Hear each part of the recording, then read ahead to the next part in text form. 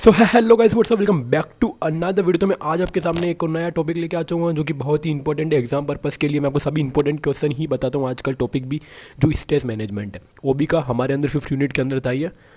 तो आपके अंदर कोई भी यूनिट हो, बाकी हाँ, ओबी के अंदर सबसे मेनली ये अलग यूनिट होती है, तो इसमें क्वेश्चन आने के चांसेस बहुत ज़्यादा रहते हैं और मैक्स टू मैक्स आते हैं। ठीक है, तो आखिर स्ट्रेस मैनेजमेंट होता क्या है?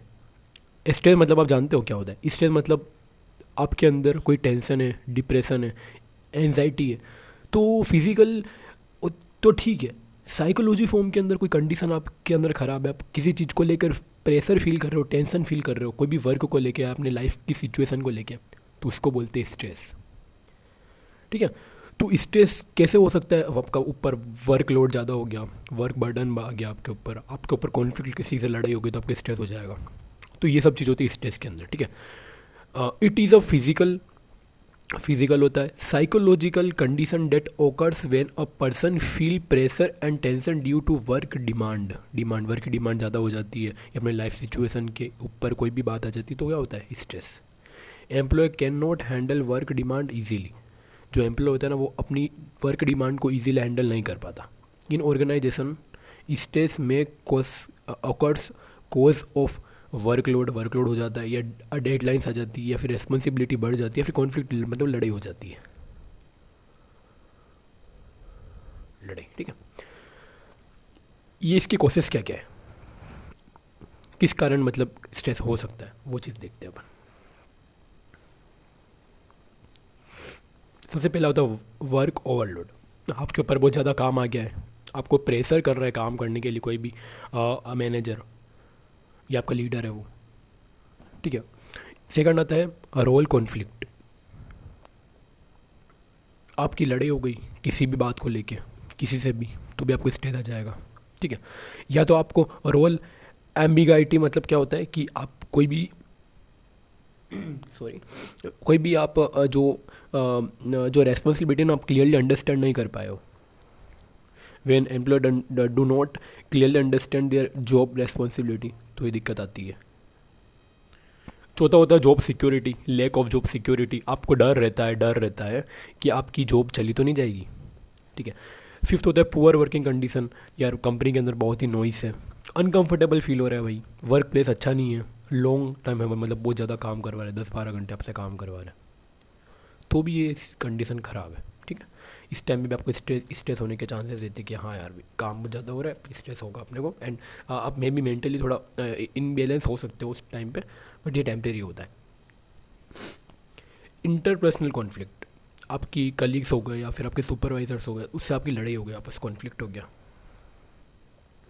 तो भी ये जो चीज़ है ना, ये स्ट्रेस आपको अंदर आ जाता है। ठीक है, अब आप स्ट्रेस को मैनेज कैसे करोगे? मतलब स्ट्रेस तो आ गया आपके अंदर, अब स्ट्रेस को आप हटाओगे कैसे अपने अंदर से? यार कब तक मेंटली डिसेबल रहोगे? तो organization and employee can manage stress in several ways. बहुत सारे अलग अलग तरीके होते हैं जिससे आप अपने स्ट्रेस को मैनेज कर सकते हो। सबसे पहला तो होता है टाइम मैनेजमेंट। जो टाइम आप पहले दे रहे थे ना, थोड़ा सा टाइम सही रखो आपका। जो लॉन्ग आवर्स होते हैं ना, लॉन्ग आवर्स, उसको रिजेक्ट करो एंड शॉर्ट आवर्स में थोड़ा काम करो एंड अपने माइंड को थोड़ा रिलैक्स करो। या तो आप टेक्निक यूज़ कर सकते हो, मेडिटेशन कर सकते हो, योगा कर सकते हो, एक्सेट्रा, सब चीज़ कर सकते हो। या फिर आप काउंसलिंग प्रोग्राम के अंदर ज्वाइन हो सकते हो। अपनी लाइफस्टाइल को हेल्दी रखो, खाने पीने का ध्यान रखो, एंड ऑल द थिंग आप थोड़ा अच्छा खाओगे तो आपका दिमाग भी अच्छा चलेगा एंड उससे स्ट्रेस भी बहुत सही रहता है।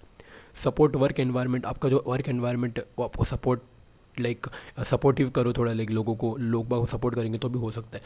Life balance, work life balance मतलब आप अपने काम और लाइफ को बैलेंस रखो, जिससे क्या इतना स्ट्रेस नहीं होगा। ठीक है, एक होता है stress as a motivator. Stress motivator भी मोटिवेट भी करता है बहुत बार, पता है आपको क्यों? क्योंकि not all stress is harmful. सब स्ट्रेस हार्मफुल नहीं होते। Moderate stress can motivate employee. बहुत सारे जो स्ट्रेस होते हैं ना, मोटिवेट करते हैं एम्प्लॉय को, एंड अपन उसको पॉजिटिव स्ट्रेस बोलते हैं, जिसको बोलते हैं यू स्ट्रेस। इसके बेनिफिट ये होते हैं कि आप तुम अपने परफॉर्मेंस को बेटर करोगे। ठीक है, हेल्प मीट डेडलाइन, आप डेडलाइन को मीट करोगे, इंप्रूव फोकस और एनर्जी आपकी इंप्रूव करोगे, इंप्रूव प्रोडक्टिविटी इंप्रूव करोगे, तो ये सब चीज़ होती है।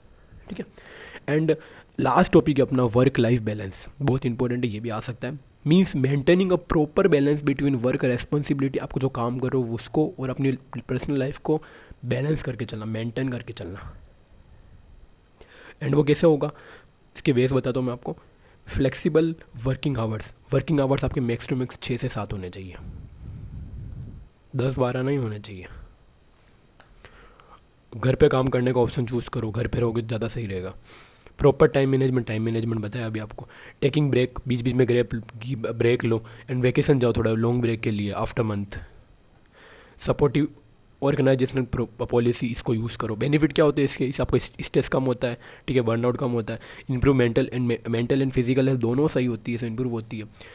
इंप्रूव एम्प्लॉय मोटिवेशन भी इंप्रूव होता है। इंप्रूव प्रोडक्टिविटी एंड परफॉर्मेंस दोनों इंप्रूव होता है। तो ये है स्ट्रेस का नॉर्मल पार्ट। एंड स्क्रीनशॉट ले लेना आप इसका भी, पहले वाला ले लिया होगा आपने, इसका भी आप ले लेना एक बार। ओके, तो यही था स्ट्रेस के अंदर। हाँ, अगर कोई दिक्कत हो तो कमेंट के अंदर क्वेरी पूछ लेना आपकी। एंड वीडियो अच्छी लगी तो लाइक कर देना, चैनल को सब्सक्राइब कर देना। बाय।